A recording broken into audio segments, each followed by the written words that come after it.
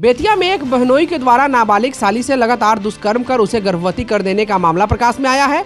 बताया जा रहा है कि जब गर्भ ठहर गया तो 4 माह बाद गर्भपात कराने के लिए दवा खिला दी, जिसके बाद ज्यादा रक्तस्राव होने के कारण इलाज के दौरान उसकी मौत हो गई। घटना जिले के मुफस्सिल थाना क्षेत्र अंतर्गत एक गांव की है। घटना की सूचना मिलते ही मौके पर पहुंची पुलिस ने मृतका के शव को कब्जे में लेकर जीएमसीएच में पोस्टमार्टम कराया। मुफस्सिल थाना अध्यक्ष अभिराम सिंह ने बताया कि मृतका की मां के आवेदन पर मुख्य आरोपी सहित 4 लोगों के विरुद्ध एफआईआर दर्ज कर ली गई है। मामले की जांच कर आरोपियों को गिरफ्तार किया जाएगा और फरारी की स्थिति में उनकी चल अचल संपत्ति की कुर्की की जाएगी। जीएमसीएच में मृतका के परिजनों ने बताया कि ममेरे बहनोई ने किशोरी के साथ इस दुष्कर्म की घटना को अंजाम दिया है।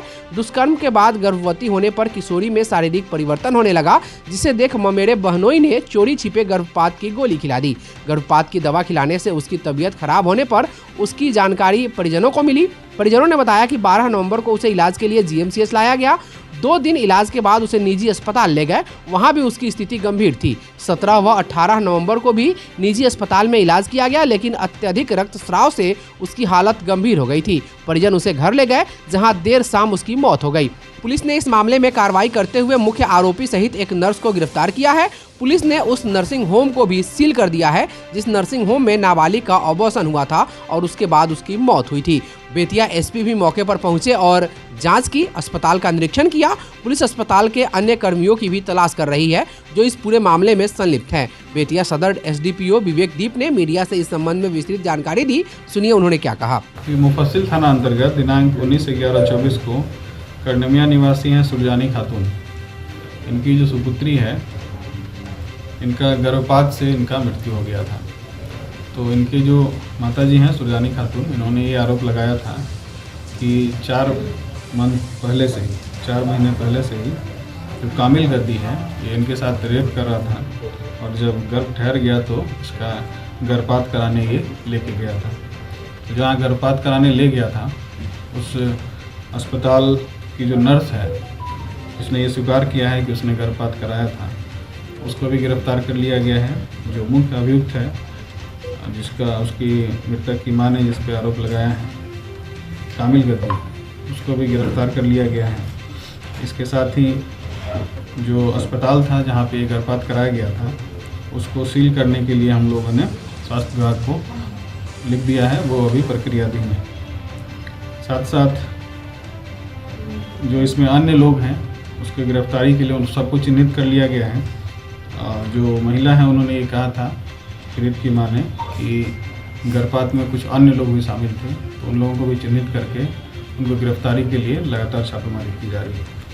अभी तक सर कितने लोगों की गिरफ्तारी हुई है? 2 लोगों की गिरफ्तारी हुई है। जो मुख्य अभियुक्त है कामिल गद्दी, पिता का नाम बली गद्दी करनमिया मुफस्सिल का है। दूसरा जो कलामुन निशा है, इनका पति का नाम है साबिर आलम और नया टोला इंदिरा चौक की है, वार्ड नंबर 14 नगर थाना अंतर्गत। कांग्रेस के प्रदेश अध्यक्ष के दिशा निर्देश पर आज जिला कांग्रेस कमेटी पूर्वी चंपारण के द्वारा एक विशाल पदयात्रा का आयोजन किया गया, जो गांधी स्मारक से लेकर समाहरणालय परिसर गांधी मैदान तक गई। इस पदयात्रा का उद्देश्य अमेरिका में हुई धोखाधड़ी और रिश्वतखोरी के विरोध में केंद्र सरकार को जगाना था। जिला अध्यक्ष इंजीनियर शशिभूषण राय उर्फ गप्पू राय के नेतृत्व में यह पदयात्रा निकाली गई। इस दौरान श्री राय ने मांग करते हुए कहा कि केंद्र सरकार जल्द से जल्द जेपीसी गठन करे और निष्पक्ष जांच करे, साथ ही अडानी को जल्द से जल्द गिरफ्तार करे। यदि ऐसा नहीं होता है तो कांग्रेस पार्टी बड़ा आंदोलन करेगी। जब अडानी जी पर चार्जशीट लिया है, ऑर्डिनेंस लिया है और उसका मेन मुद्दा ये है कि 2200 करोड़ रुपया अडानी जी ने इंटरनेशनल मार्केट से लेकर, शेयर मार्केट से लेकर और बॉन्ड इशू करके जो लेकर और भारत के पदाधिकारियों को घूस देकर और रिन्यूएबल एनर्जी के रूप में उन्होंने जो किया है और सबसे महंगा बिजली बेचा है, इसको लेकर आज हम लोग का प्रदेश अध्यक्ष के नेतृत्व में आदेश पर आज हर एक जिला में यह प्रदर्शन किया जा रहा है। और 26 तारीख को सभी जिला के जितने प्रखंड अध्यक्ष, जिला अध्यक्षों के बिहार के सभी लोग पटना में जाएंगे और वहाँ पर संविधान दिवस के रूप में इस चीज़ को लाया जाएगा। और बहुत सौभाग्य की बात है कि आज हमारे राष्ट्रीय प्रवक्ता उपाध्याय जी यहाँ हैं। बड़े टीवी डिबेट पर आप लोग देखते होंगे। आज के बात को ये बखूबी रखेंगे। मौके पर राष्ट्रीय प्रवक्ता डॉक्टर अजय उपाध्याय की उपस्थिति में यह पदयात्रा निकाली गई। श्री उपाध्याय ने मोदी सरकार पर निशाना साधते हुए कहा कि मोदी सरकार अडानी को सेफ करने में लगी है। पूरे देश को जिस तरह लूटने का काम मोदी और अडानी, जिसको मोडानी के रूप में हम सब जानते हैं, एक बड़ा षड्यंत्र चलता रहा पिछले कई सालों से। हमारे राष्ट्रीय नेता राहुल गांधी जी एक एक परत दर परत इन दोनों के गठबंधन को, जो अघोषित मित्र का गठबंधन है देश को लूटने के लिए, उस पर प्रहार करते रहे। लेकिन तब ज्यादा दुर्भाग्यपूर्ण हो जाता है जब वैश्विक स्तर पर भारत की बदनामी होती है कि एक व्यक्ति को बढ़ाने के लिए भारत सरकार मोदी जी के नेतृत्व में उसको अवैध काम के लिए कहीं न कहीं प्रोत्साहित करती है।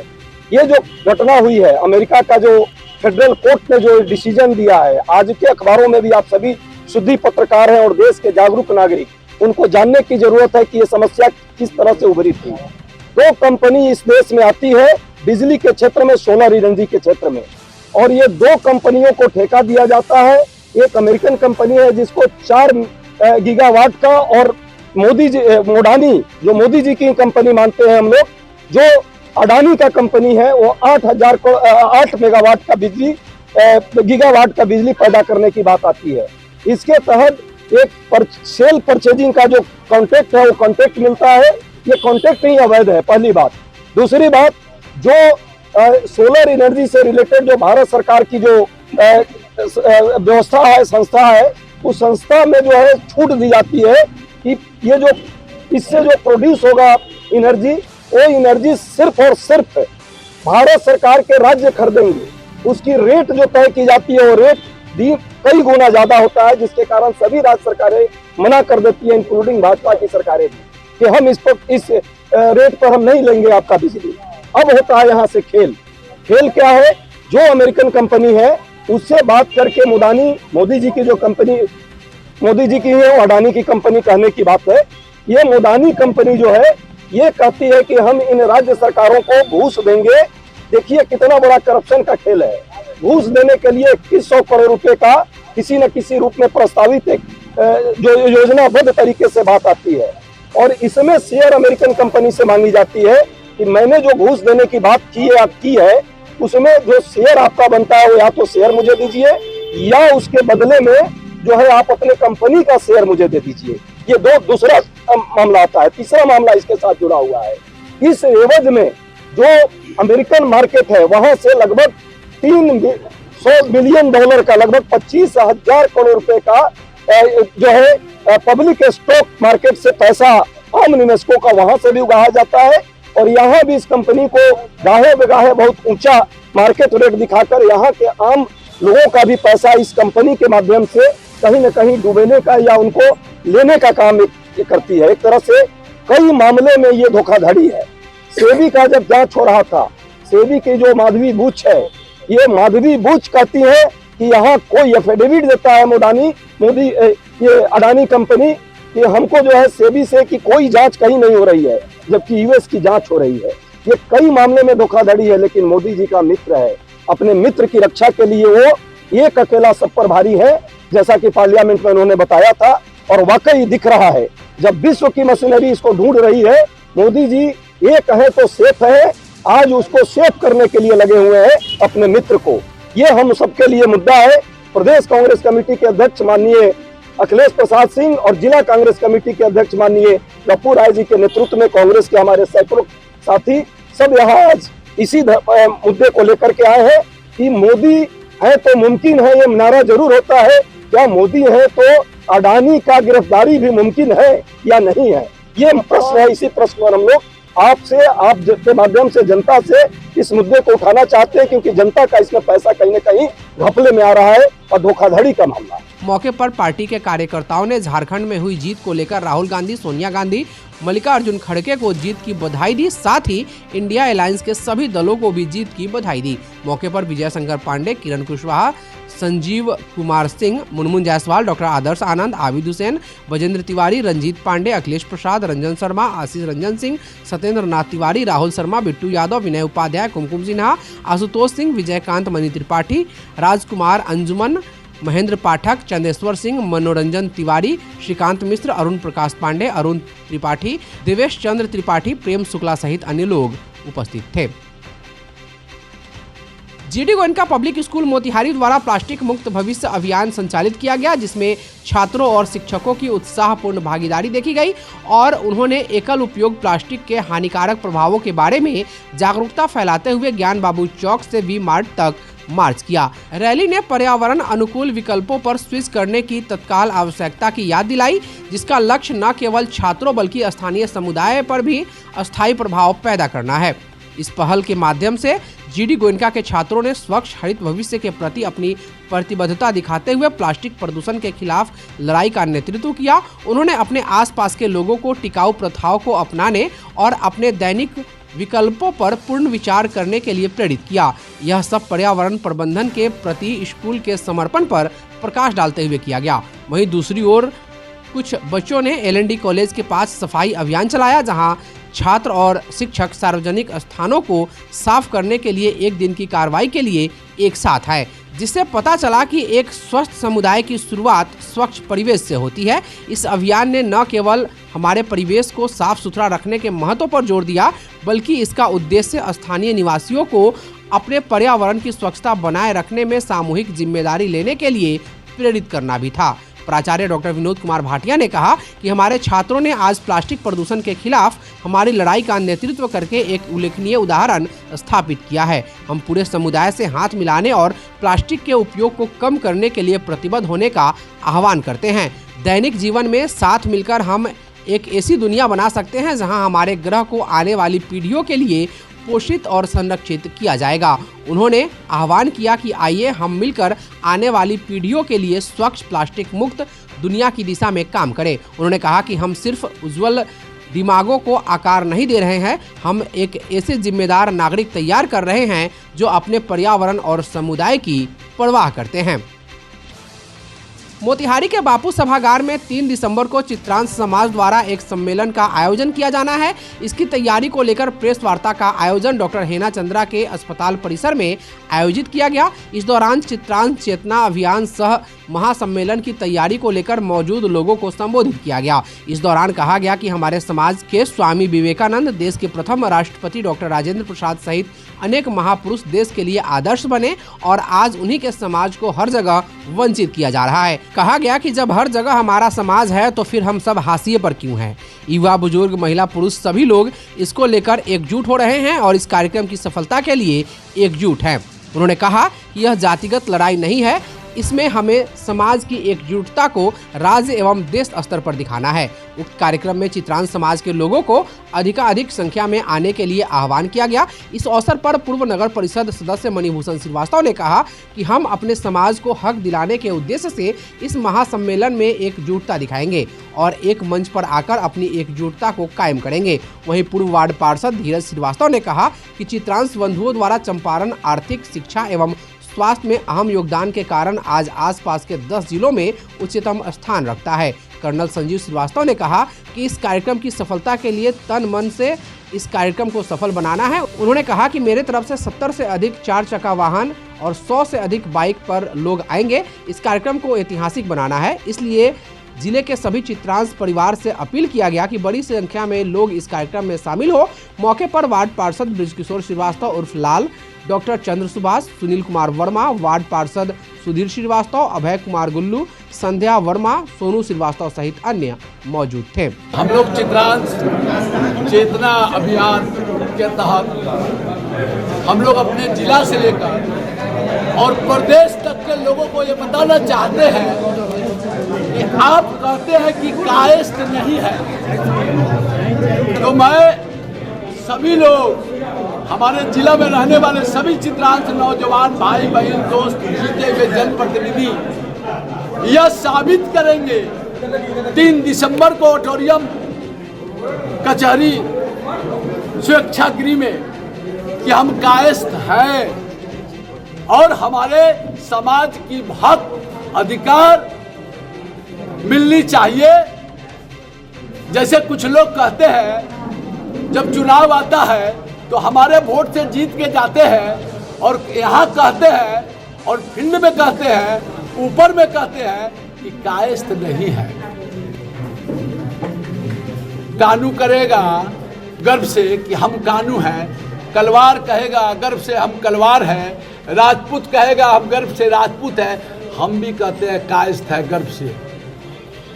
तो हम भी 3 दिसंबर को बताएंगे कि हमारी कितने उपस्थिति है, हम कितने हैं। मैं दावा करता हूं, आप निर्वाचन से निकालिए, सरकार से निकालिए, हम 1,65,000 लोकसभा में हैं। मैं 75 से 73,000 मोतिहारी विधानसभा में है, फिर भी हमको उपेक्षित करता है, हमारे समाज को उपेक्षित करता है। और जिसके वोट से जीतता है उसको बोलता है कि नहीं है। तो हम लोग ये 3 दिसंबर देश के प्रथम राष्ट्रपति, देश के धरोहर डॉक्टर राजेंद्र बाबू के जयंती के दिन बताएगा चित्रांश सम्मेलन कि हम कायस्थ हैं इस मोतिहारी की धरती पे।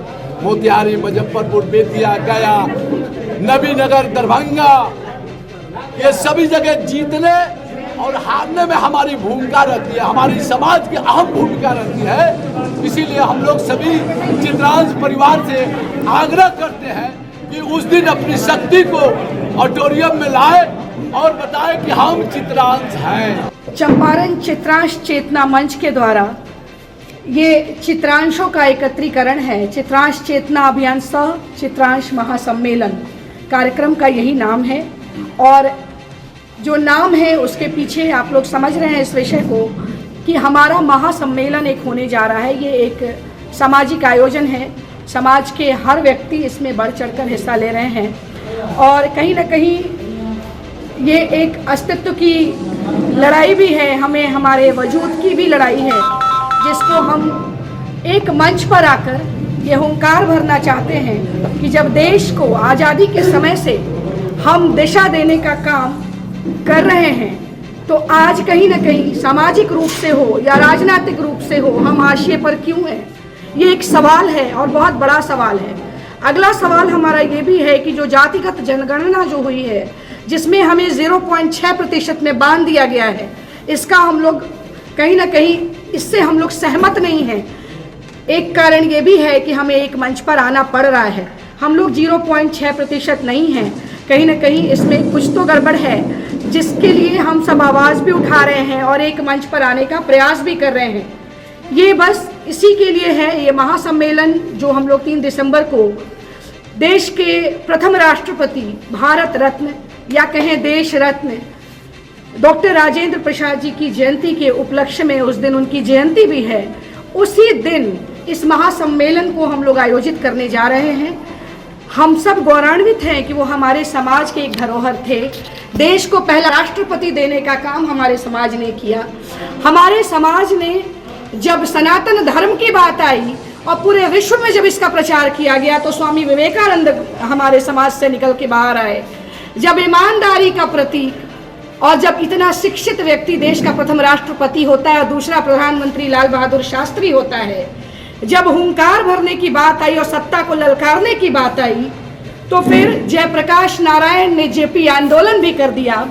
और जब हर क्षेत्र की बात आती है, IAS हो, IPS हो, PCS हो, कुछ भी हो, किसी भी क्षेत्र में हर जगह हम हैं, तो फिर हम हाशिए पर क्यों हैं, ये एक सवाल है हमारा। और इस सवाल के निमित्त हम सभी एक मंच पर एकत्रित हो रहे हैं।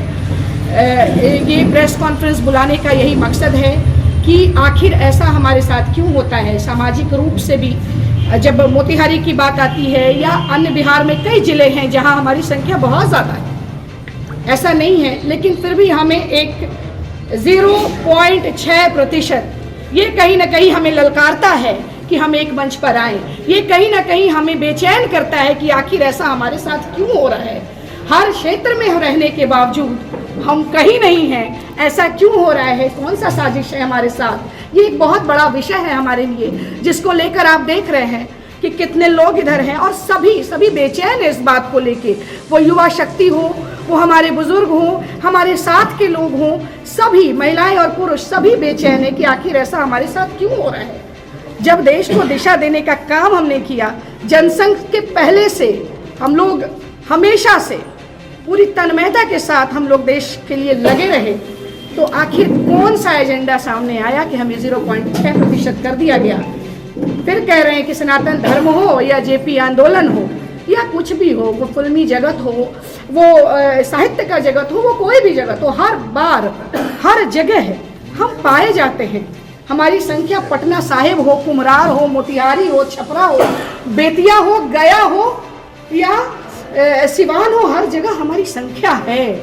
तो फिर संख्या के लिए हमें क्यों इस तरह का, क्यों हमारे साथ ये जाती हुई है, हमारे समाज के साथ कहीं ना कहीं बहुत ही सक्रियता के साथ एक एक व्यक्ति यहाँ पर मौजूद है। GD Goenka public school Motihari में 21 नवंबर को अर्थशास्त्र सिखाने के लिए एक शैक्षणिक उपकरण के रूप में पंचतंत्र की कहानियों पर सेमिनार आयोजित हुआ। इस आकर्षक विषय पर महात्मा गांधी केंद्रीय विश्वविद्यालय में अंग्रेजी की सहायक प्रोफेसर कल्याणी हाजरी द्वारा एक ज्ञानवर्धक अतिथि व्याख्यान की मेजबानी की गई। श्रीमती हाजरी ने शानदार ढंग से पंचतंत्र की कहानियों के कालातीत ज्ञान को अर्थशास्त्र की रणनीतिक शिक्षाओं के साथ जोड़ा और पारंपरिक साहित्य को आधुनिक शिक्षा में एकीकृत करने पर एक दृष्टिकोण पेश किया। उनके आकर्षक सत्र ने छात्रों को मंत्रमुग्ध कर दिया और दिखाया कि कैसे प्राचीन ग्रंथ जटिल अवधारणाओं को पढ़ाने के लिए प्रभावी उपकरण के रूप में काम कर सकते हैं। इन कहानियों से सीखे गए सबक जैसे ज्ञान, रणनीति और विवेक का महत्व मूल्यवान जीवन सबक के रूप में काम कर सकते हैं, जिससे छात्रों को शैक्षणिक और व्यक्तिगत दोनों चुनौतियों से निपटने में मदद मिलेगी। प्राचार्य डॉक्टर विनोद कुमार भाटिया ने श्रीमती हाजरी को उनके प्रभावशाली और आकर्षक सत्र के लिए हार्दिक आभार व्यक्त किया। उन्होंने साझा किए गए ज्ञान की गहराइयों की सराहना की और शिक्षा के लिए एक अभिनव दृष्टिकोण प्रस्तुत करने के लिए उनकी सराहना की, जिसने छात्रों और संकाय दोनों को समान रूप से प्रेरित किया है।